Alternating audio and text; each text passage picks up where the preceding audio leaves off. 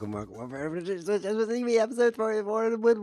Today we're gonna play no block chess, which is a kind of chess I just made up the name for. Some viewer who's just a really cool guy has said, you know what? When beginners play chess, they forget how to get out of check. There's 3 ways to get out of check when you're in check in a game of chess. One is to capture the opposing piece, the second is to move the king, and the third is to block. Now, there are certain kinds of check that you can't do all of those things. For example, if suddenly 2 things are checking you at the same time, you can't capture the opposing piece because there's just too many of them. But in this variant, we're going to pretend that we have forgotten one of those 3, specifically the blocking. You are not allowed to block a check. This makes attacks much stronger, and it makes it more difficult to keep your king safe. Imagine e4, e5, c4, never mind, like d6, bishop b5, check. Okay.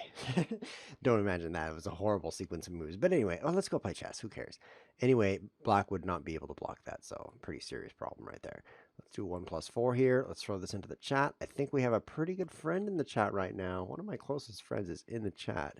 Whoops, I just threw that in the wrong place. I want to play with a friend. Oh, no, I have to change all the modes again. 1-4. Of course, we're going to play rated because I'm insane. Quasibas is in the chat. That's what I was talking about. My good friend Quasibas. It's Stewing Fish. Hi. And then let's type you may not block check. You may not block check. Stupin Fish is a very good chess player. If you can tell from his large numbers, may not block check. You may not block check. Does that sound like it makes sense to you? Makes sense to me. You know, if things don't make sense, it's their fault. I used to have a worldview that says there's I'm a stupid idiot, as opposed to the smart kind that I sometimes am. So I couldn't block the check. What can I do? I can move my king. Oh, this is awful. Okay, let's see. Don't allow a check. Look at this. I have to block it before it happens. Oh, I'm so smart. It didn't happen. Okay, he's causing me some serious consternation here. In fact, I don't think he's going to save his bishop. I better do this. Oh, this is going to be so bad. If I open this up, then the queen could check me, and I can't block check. Well, I need to keep the position pretty closed here. Let's play the knight up. And then I can at least move my king back again. Maybe I can start doing these bad things to him. I hope so. Okay, so where was I? Yes, I was saying that I used to think that there was an absolute truth to the universe, and that if you didn't grasp that absolute truth, it was on you. Like, you just don't understand. And I've come to realize, because I'm now so old, hey, look, a free queen. Now, what is wrong with that move? Can I just not take that queen? FML. FML, he says. That stands for which means I'm taking his queen for free. That was a very strange move. Not even I can comprehend the purpose of that move. And I am a great comprehender. It turns out the universe is more relative than I mean, and that doesn't mean I've got a bunch of relatives. Although I do, and not all of them are as desirable as others. Do I even want to save that? Yeah, I guess I should probably save that. But what I really want to do is check him, like king back, and then boom. That would be so good. I'm gonna move my king back. Now that I'm ahead of queen, things are looking rosier. I've got all the stuff I can take for free. Oh no! He can skewer me. Okay, back to idiot land. I cannot do anything here except make bad moves. This is not good. Huh? Well. Oh. What is wrong with this guy's brain? I mean, now I can just take his bishop. Oh, wow. He's being extremely generous with his chess moves. I am pleased to see it. Okay, so he didn't take my queen. That's encouraging. He sends me the OMG symbol, which means brilliant move, ChessWhiz. I can't believe you saw that free bishop. It turns out the world's entirely relative. What I'm trying to tell you is an important message here. Take, for example, spelling. We all agree on how to spell a certain word, right? And if it's spelled wrong, we all are like, that's the wrong spelling. But where do you think the spellings of things came from?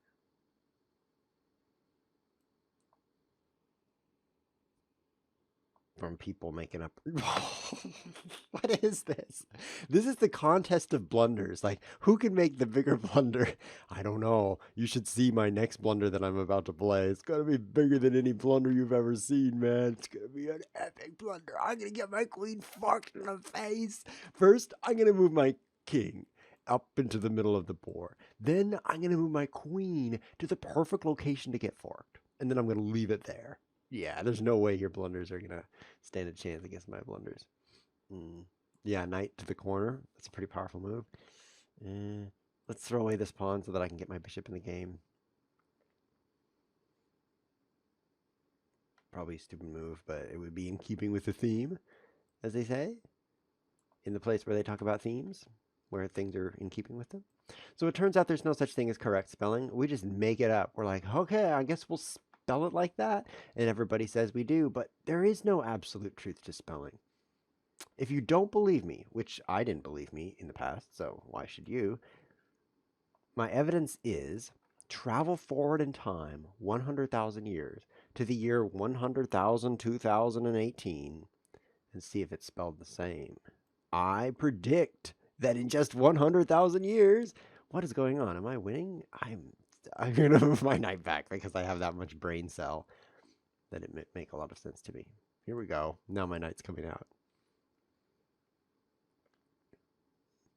Oh, he moved his truck over. I could have just taken it with the bishop. This is so painful. That was probably stupid too. This is so bad. I hope there's no actual chess players watching right now because it's an embarrassing level of bad moves. I can't block check. That's the one thing. That's the one rule. And then the other rule is every third move has to be an enormous blunder in the face. That's the other rule. Let's try this.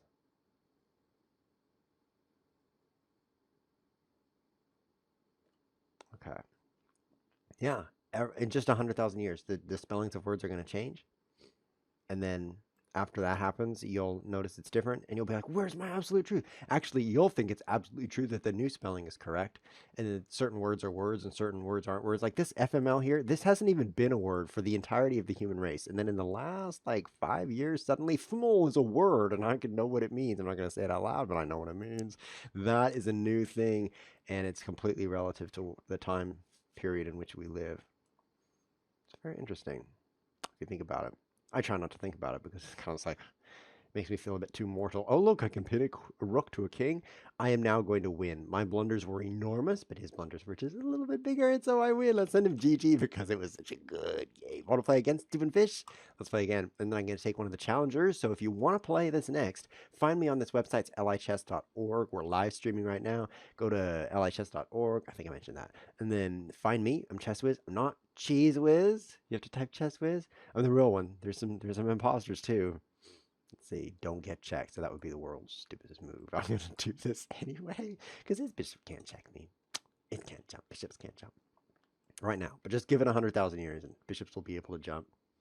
You know, the rules of chess have changed a lot over the past 100,000 years. For example, just 500 years ago, the queen could not move more than one square. Like this was the furthest distance queens could move. That's quite a bit worse, if you know what I mean. And if you don't, it's still worse. Yes, I've become a great fan of relativism. Actually. Because, why have I done that? Because I've just met more people who are more different than a good black and white mold will fit them into. I think it's just that spending time in the world is maybe a bit more relativistic. Take, for example, temperature. You would think there's such a thing as hot and there's such a thing as cold. I mean, everybody agrees that thing is hot, that thing is cold. But there's this really cool experiment you can do to bend your mind around the concept of relative temperature, which is that you have no idea what's hot and cold. It's actually true. You don't. You just think you have an idea. Should I move this pawn like way out here? That'd be a dumb move. Instead of doing that, I will do something else. This game's putting me asleep. I'll move my queen over here. Let's see. There's a big chat going on. Oh, the quality is bad. Let me turn up the quality. Output 400. Oh, okay. Let's improve the quality there. Okay, that's done. What's next? Battle of the Blunders. That's a good comment right there. Mburu is watching. Hello, Mburu. That's a good name. Good name indeed. Let's see, where's my absolute truth? Yeah, so here's the experiment you can do to blow your mind about temperature. You can fill a little bowl if you own that. If not, just knock on your neighbor's door and be like, "Can I please borrow a little bowl?" And they'll be like, "What? What?" But then they'll give you a little bowl. And then what you do is, let's put this bishop over here. You fill it with cold water. You could put ice cubes in it if you own any. Otherwise, just like as cold as it goes. And then get another little bowl. You got to go back to your neighbors now and knock on the door like, "Can I have another little bowl, please? Maybe just one more." And they're like, and then they will give you one more because most neighbors have at least 2 little bowls. I did a study on this. And then the third thing you do, you fill it with really hot water. You get it as hot as it goes. If you don't have a hot water heater, you might have to borrow that too. And you fill it with hot water. Then, this is the cool part. You get a third little bowl. I told it to you like this, so you'd knock on your neighbor's door a third time and seem as weird as me. I have this thing where if other people are uncomfortable, that makes me feel more comfortable because it's more of a level playing field. Like some people, they're in a room with other people and like, that's totally normal. I can exist with other human beings, no problem. I'm not even nervous. But for me, it's like, how do I interact with these weird creatures? And so if I can get them on edge by like farting really loud or something, then they're gonna be like, I'm so uncomfortable right now. And then it's a level playing field. Yes. Now we're playing the same game. You have no idea how to behave. Same with me. Yeah. Okay, so you knock on the neighbor's door a third time. You're like, one more little bowl. This is the last one, promise. And then they give you one more, assuming. If they don't give you one, just go to the next house and get one from them. I found that if you just keep knocking on doors, there's really no limit to the number of little bowls you can get. This is a really cool trick you can use in life if you need little bowls. You can just go around the whole neighborhood. You can get hundreds and hundreds. In fact, like I said, no limit. If you want like 500,000 little bowls, you can just keep knocking on doors. Be like, "Can I borrow a little bowl?" Like, they don't want to tell you no because they're human beings. So they have this thing in their heads that are like, "Yes is what I say." And what am I doing? Who cares about the chess? Just keep doing this night back and forth till he blunders. I heard he blunders a lot. So that probably won't take long. Okay, let's move this. If I could just check him, he can't block it. So I'll just check him on this diagonal. As you can see, it's almost clear. There's just 4 things, and then I'll be able to, uh-oh. There's a rook here, I guess.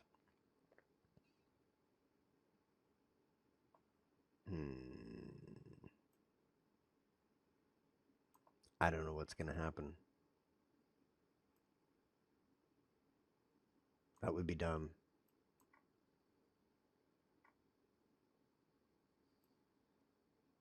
I don't know what to do. Only bad moves are occurring to me right now. I think sacrificing here would be smart. Oh, smart-o. It's my favorite letter of smart. I'm going to do that because then I could check him. He can't block it. Of course, he can't block it anyway, but this way he really can't block it. Yeah, this is a great sacrifice. Check. Now, my next move for my next trick. Take free stuff. Let's see, where were we? We've got 3 little bowls. Cold water, hot water. What do you think he's going to do with the third one? That's right, more hot water. You have to do more hot water because the hot kind of got lukewarm while you were fetching the third bowl. So then you have one that's really hot because you just filled it up. One that's kind of lukewarm because it got colder while you were getting the second bowl, the third bowl. And the first bowl is cold. So now you put your hands in the cold and hot. You've probably heard about this before, but I'm just going through it in case we've got one guy who hasn't heard it before, who needs to know all the steps. Oh, wow, I'm just getting all this stuff for free. This is fantastic. Was I down a piece before? Because I don't feel like I'm up a piece right now. And I like to feel like that.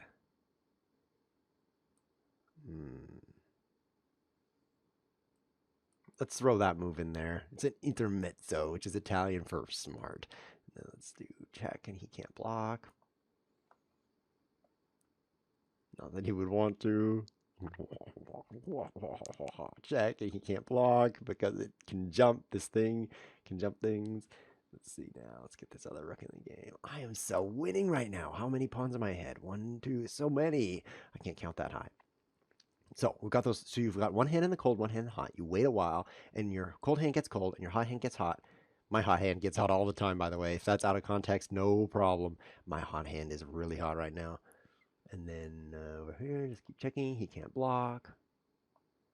And then here, check, he can't block. This is starting to look delicious. Now, I'll go here. He can't block. Now here, he can't block. That's the rule. Better put the rule in here in case he forgets. You may not block check. And then I'll take a knight for free. I have to put some periods on here so it thinks it's a different message.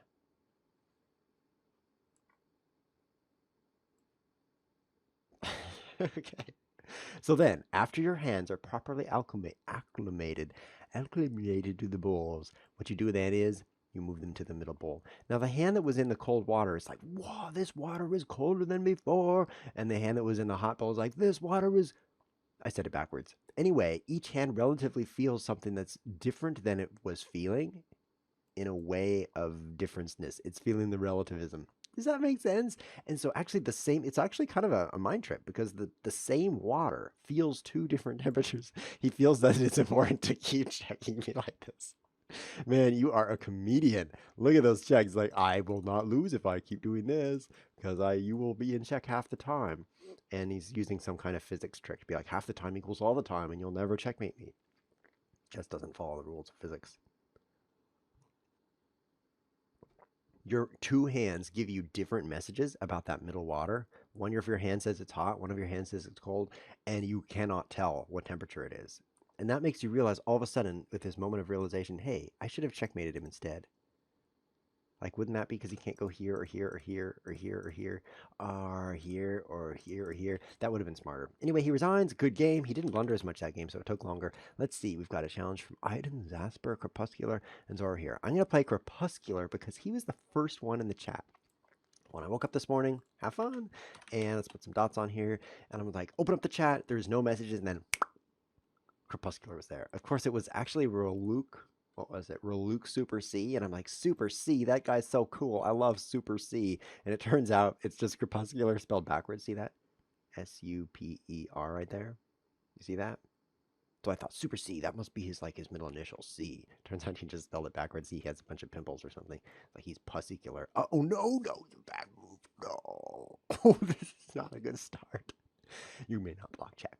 So King E2, so strong. So heat is relative, even though you don't think it's relative. Now, there's things that everyone would agree that's hot. Like, for example, iron that should be black, but it's actually red because it's been in fire for a while. We all agree that's hot, but it's still relative. It's relative to humans because when we touch red hot fire, it's uncomfortable. Let's make sure that he does not check me on the long diagonal. If you were to take that red hot iron and put it inside the sun, which is difficult, then it would be like, what a cold piece of iron. This is so cold right now. This iron is very cold because the sun is going to warm it up. You know what I mean? Of course. I mean, you put things in the sun all the time, so you can really relate to that, I'm sure. Really relate. I use two words with a similar root. Relatively similar, of course. And thinking about that it just blew my mind. Like everything you think about that you assume is absolute. Not everything, maybe. Maybe there's some absolutes, but let me give you another example that's really mind-blowing. Is direction, like up. The direction of up. Everybody agrees up is fighting gravity, right? But if there's no gravity, which way is up? Or this up for me, if you go around on the other side of the earth, assuming it's round, I guess we don't have incontrovertible evidence of that, up is the opposite direction. Now, people don't notice that because, oh no, I cheated.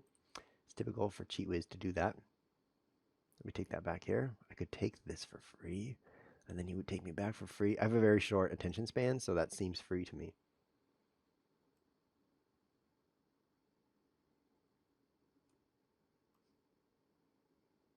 Maybe I should just, yeah, I'll take it for free. I don't know if it's bad, so I guess I'll just do it. Up is relative. And you will only realize it if you're willing to admit it. Otherwise, you can just go through your whole life saying, no, no, no, up is away. You know, you jump up and you fall down. I know what up is. Don't be stupid. But actually, up is relative, and you're just not admitting it to yourself. It's a really amazing thing if you think about it, how many things in your life you assume are absolute. Spelling is one example. Temperature is one example. Direction is one example that you assume are absolute because they're absolute in your life. But when you actually think about all people's lives and then outside of your lives, like all the universe, for example, the sun was one of the examples. It's not so absolute. I mean, the sun is hot. That makes iron cold, and that's because it's relative. Uh-oh. Let's hope it's my turn. Oh, how luck. I got so much luck right here. A relatively large amount because I can save my bishop. I'm paying so little attention to the chess right now that I actually thought maybe it was his turn and he could take my bishop. What good luck. He can't take my bishop right now. He can, however, fork me between forking me and taking my pawn. And he's just done that. So we'll start with attacking his knight. My short attention span will say, well, his knight's under attack, so I have nothing to worry about. I don't have to think about the future. That's one of the rules of life. You don't have to think about the future. What's going to happen now? He went for the fork. I appreciate that. That was very kind of him. If he had just moved the knight, he would have once again had the fork between the fork and the pawn.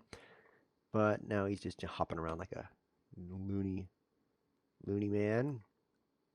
Now, bishops, they're better than knights because you can't block bishops of check, whatever.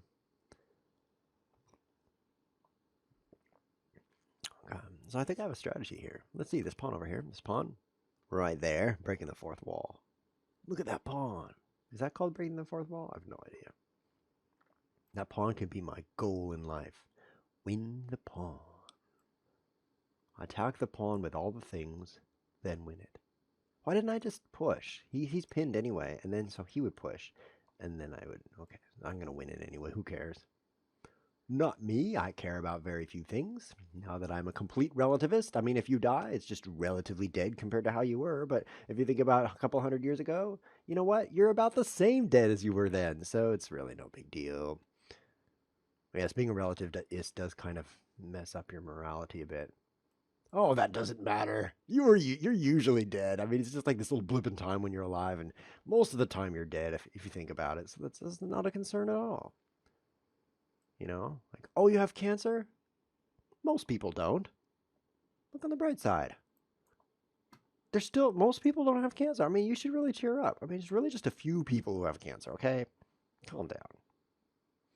Yeah, there's some problems. There's definitely some problems with admitting that the universe is the way it is. It's better to just pretend like up is the same direction for everyone. Makes life a lot easier. Okay, his rook is going to come in here. This is really obnoxious. This is obnoxious what he's just done to me. So in a few moves I could make a queen and win the game. Is that what I should do? Should I go take this? Should I move my king back here?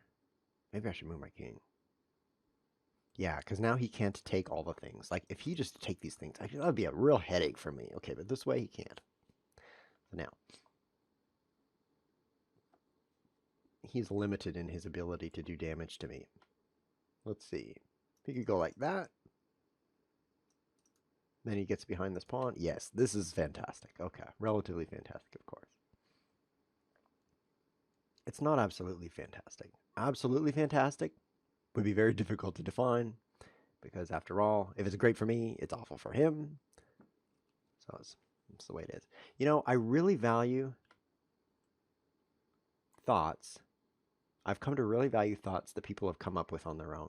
Okay, that was not my best thought. It was for me. Actually, it was no thought for me. I wonder if he'll give me a take back. Like, oops, I'll send him a winking face. I am a really evil person who will take other people's free pieces and then ask for takebacks when I blunder, but he didn't give it, so oh well, my evilness didn't succeed. I saw how hopeless this was and was just hoping like maybe I could have my rook back. That was pretty clever strategy. Hey, if I move here, then I could take this rook. And it worked. I would have won otherwise, though, so I'll just pretend I won. Okay, let's play with Aiden. Lol::P, he says. Hi! Okay, what was I saying? I really value original ideas. The reason is I've been talking with a lot of people about their ideas, and I'm noticing a pattern. And the pattern is they heard their ideas from somewhere else, and they're like, good ideas. And then they're like, I'll take those ideas. And what you hear is the same ideas over and over from people who didn't come up with them, who didn't think them through thoroughly. Oh no, I'm blundering my king again. You may not check. So you may not block check. So this is going to be very stressful. I hope he moves this pawn. I can do to him what everyone does to me. He says, okay, so this is going to be good. Yeah, I'm hearing ideas that people have just not really thought through. And when I ask them a question like, well, what about this thing? What do you think? And they're like, well, I've never thought about this idea. I've just thought it my whole life because I heard it once. That's disappointing to me. And so I really value original ideas. People who have worked it out for themselves. There's something to that. There's something good about that. Okay. I like this position. A lot of center pawns for me. Not so many for him. Like maybe that many. It's almost 0. You may not block check. How's that going to affect this? Nothing. Nothing affecting it. If you look over here. Which you don't have to do. This is a free will society where you may look over there if you wish, and you don't have to if you don't want to. That's the nice thing about the government. They allow you to look wherever you want on the chessboard. I love my government. They're so free without where you look in terms of chessboards. How many attackers are here? 3, huh? That's kind of a lot. I don't want to push it though, because that would be illegal due to the pin. I hate making illegal moves. I do it like maybe 3 times a game, and it's very painful for me. If I defend this with the knight, he has 2 attackers here. I only have 1 defender. That's not very good. Maybe I'll defend it with the bishop. Okay, I'll defend it with the bishop.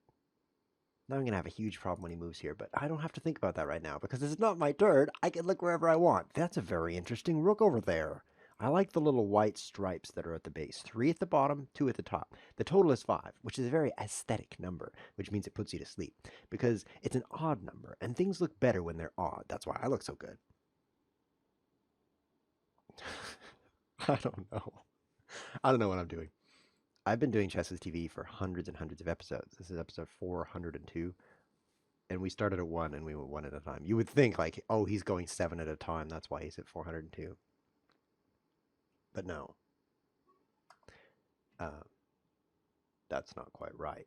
1 at a time. And what's happened over the course of 402 episodes? First of all, I've gained a lot of comfort with the camera. When I started, I'm like, hi, I'm gonna play chess now. Okay, so there's pawns.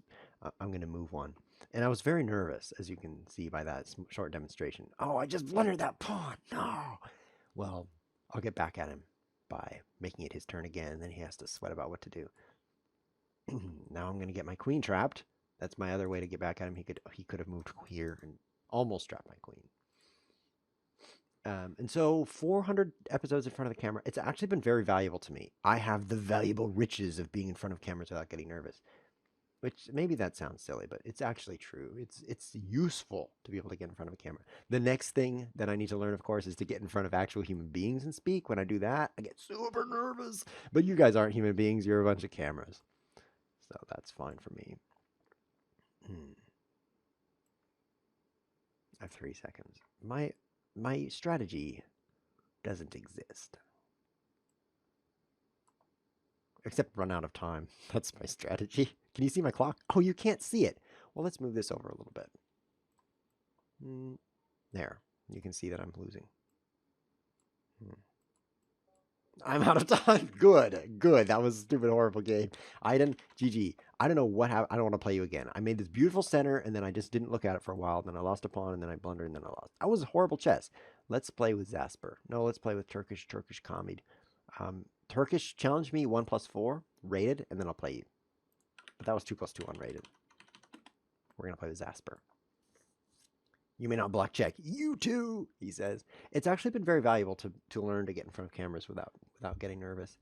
I have another YouTube channel besides ChessWhiz TV. You probably don't know about this, but I talk about Bitcoin and other cryptocurrencies there. I've been studying Bitcoin for a long time, and it's a bunch of numbers. And making those videos was much, much easier because of ChessWhiz TV. I did ChessWhiz TV for a couple of months. This is back in like 2013. And then after a couple of months of ChessWhiz TV, I started that channel and I put a camera in front of myself and no live streams, right? I'm just recording in front of a camera. And that was so much easier because I've done this. But over the course of those 400 episodes, I've gained more than comfort. I've lost my entire filter, which I've say now really stupid things, really like offensive things. That's because of how much time I've spent in front of the camera. I no longer care about my reputation. It's not entirely true, but it's kind of somewhat true. What if I put my queen here, and then my bishop here, and then I could checkmate him? What about that? Let's see. Queen here. He'll move his knight over here at some point. But that'll be embarrassing for him. He has this. Whoops, he has knight d4, knight takes c2 while attacking the queen. But I'm just going to try to checkmate him. This is an old checkmate trick. I mean, people used to make this threat back in the 90s. That's how old this trick is. Let's see if he notices. All right, Zasper, there's a free pawn on c2 right now.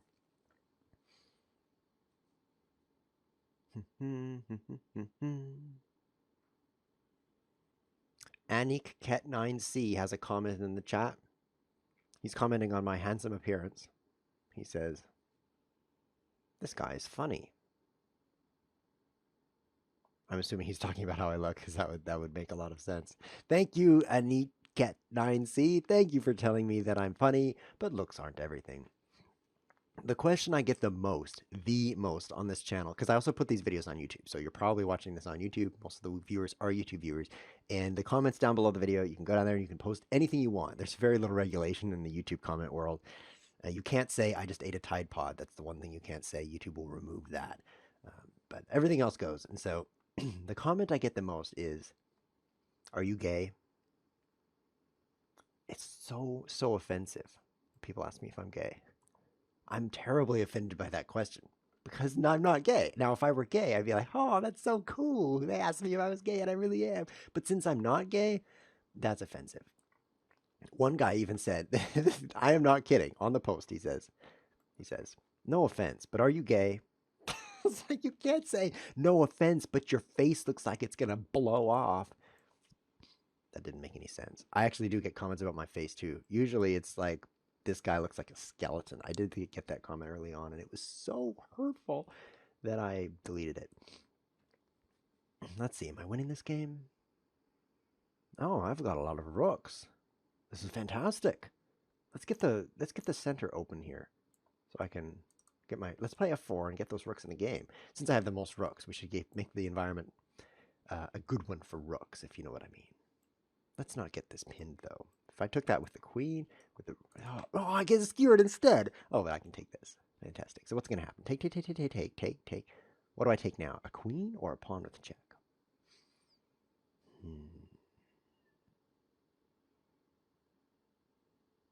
They're both good. You see this sometimes when you're presented with two good options. You can't choose. There's some people who really suffer from indecision, not just slightly like you saw there, but like in life, they're like, "What do I eat? Should I eat this banana or should I eat this orange? Ah!" And then they get really hungry and they're like, "Okay, I guess, I don't know, I'm gonna, and they spend a lot of time. Eventually, they eat both because they're starving. But in the meantime, they've used up valuable resources of their life because they're going to die of old age. And they spent a lot of that time making that decision. And so here's my advice for you when you're making a decision. First of all, figure out, does it matter which one you choose? What stupid advice. Does it matter? But actually, people spend a lot of time trying to decide between two options that don't matter. For example, where you go out to lunch with your friends. It's be like, "Well, should we go to this pizza place?" Let's say you're going out to lunch with your friends. "Or should we go out to this Chinese place?" And it turns out the difference in price is similar. Both people are going to enjoy the food either way. So you should not spend the time doing that. Instead, spend the time increasing the value of your time by becoming a smarter and more educated and more skilled person. Because if you can increase the value of your time by just 1%,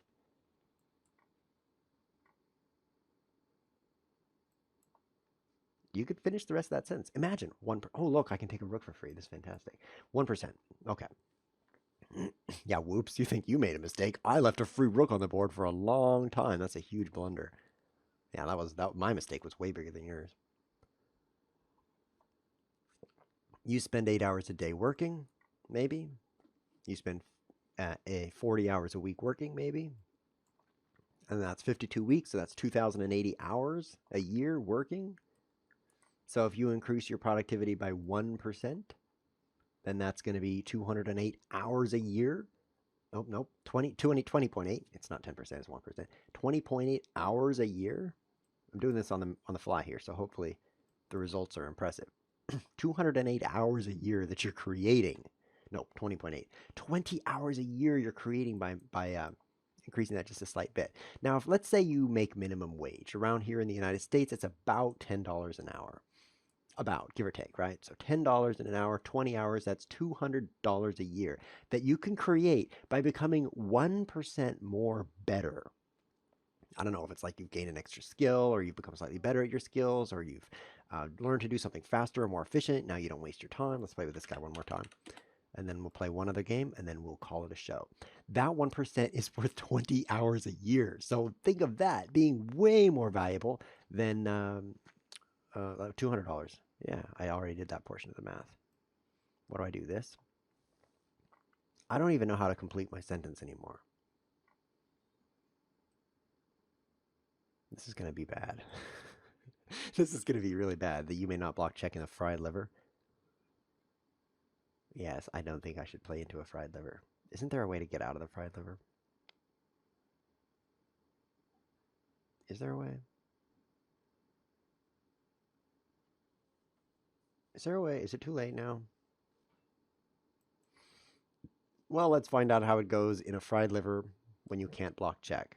Probably horrible. This guy knows what he's doing. He learned the fried liver. This is the move in the fried. This is an opening, by the way, called the fried liver attack. It's called that because somebody was frying some liver, hopefully not his own, while playing this opening. And what should we name it, guys? I don't know. Well, seems like you're frying some liver. How about the fried liver? It's a good name, actually. It's usually black's liver that gets fried.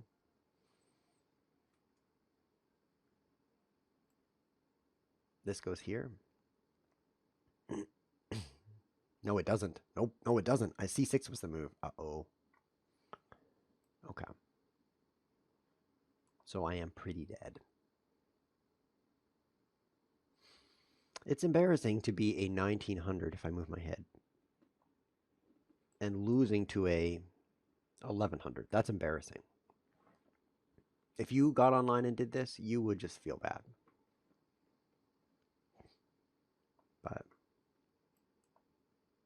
But I've been embarrassed in worse ways than this. So it's not that bad for me.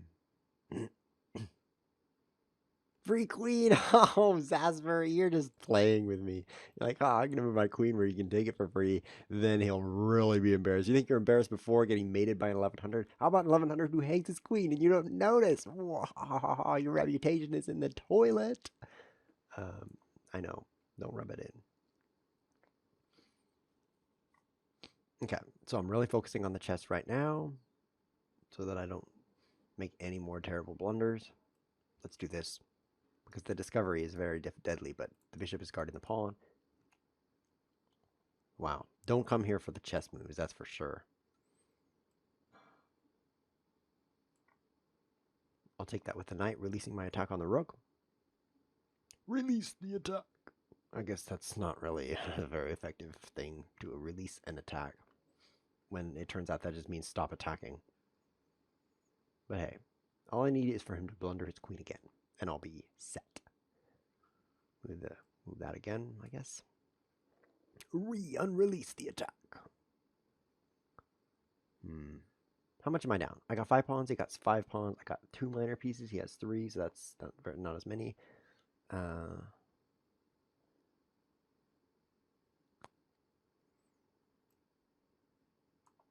I have 2 rooks, he has 2 rooks, so we each have 1 king, I think. He has 1. Okay, so I'm only down by 1 piece. That's not so much against an 1100. I can easily capture something for free. Just watch this. Oh, this is gonna be good. You see what's gonna happen right here? Oh, I lost a knight. I don't care. Check. He can't block check. Okay. He's threatening checkmate.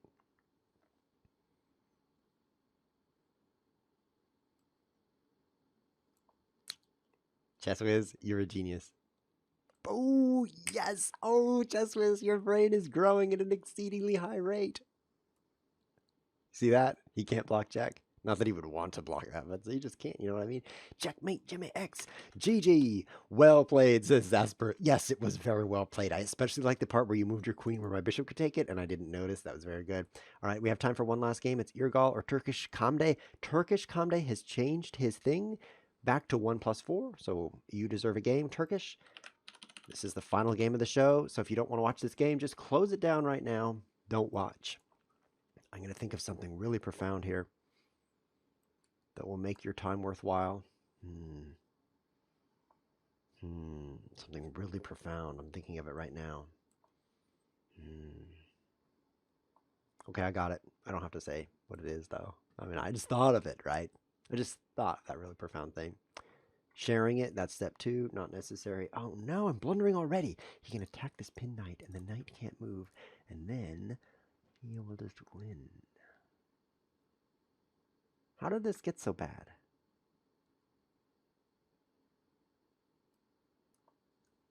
That's a question I ask myself all the time. How did my life get like this?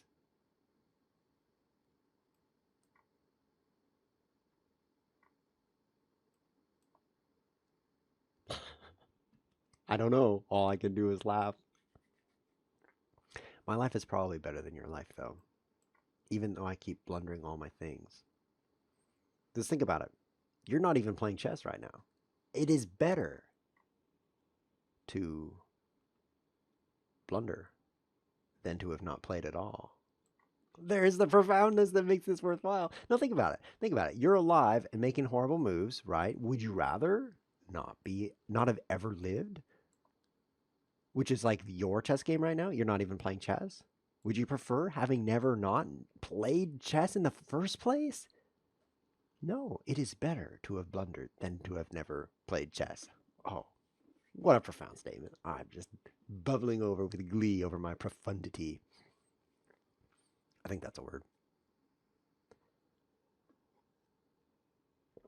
I was thinking about life the other day because I'm kind of a thinker rather than a people person. I'm definitely not that. And I thought, you know what? The odds of existing is almost zero, at least in my current state. In order to exist in this state, my parents would have to have met and have me as a baby. But in order for them to exist, their parents would have had to have met and had them. And in order for them to exist, and on back to the generations over and over, it is remarkable, remarkable that I exist in my current form, but in any form. Remarkably remarkable. I was like, my mind was blown over and over in a sequence of mind-blowing thoughts. Wow, I'm alive, and it's not very likely. After I thought all those thoughts, I basically proved I didn't exist because it was so unlikely. Because, you know, in science, if you prove something's unlikely enough, you can assume it didn't happen. So, after proving I was dead, didn't know where to go from there. But anyway, the first part of the equation was good. Oh, he's moving away with his king. Let's see. So he has 4 pieces, and I have 1. And a rook. Okay, so 3 pieces for a rook. Oh, that's not very many pieces for the rook. Go here. I have to stir up some big trouble. Yeah, I don't know where you can go from there. I mean, after you prove that you're not alive, what do you do next? I don't know, but it is remarkable. It is remarkable that you're alive. Think about the odds that I would be alive in the same time enough as you that we could even meet, because considering the vastness of time, it's more likely that if we were going to exist at all, that we would exist in 2 time periods in which one of us would die before the other were born. By far, that's more likely. He's going to do something nasty here. But I could do something nasty just before. Perhaps.